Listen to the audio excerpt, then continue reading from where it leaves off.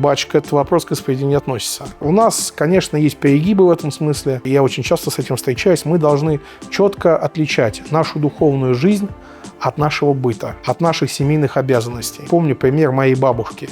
Моя бабушка, она была очень глубоко верующим человеком. Она как-то поехала, по-моему, это был Загорск, который Сергиева Лавра, теперь принято называть, тогда это был Загорск, на исповедь, и там какой-то батюшка спросил ее: скажите, пожалуйста, где вы работаете?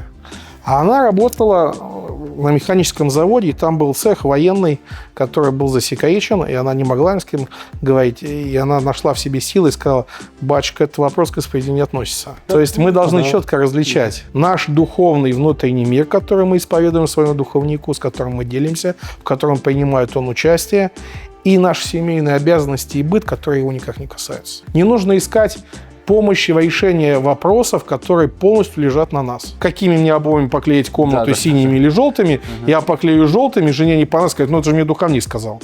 Ну, простите меня, это так не работает.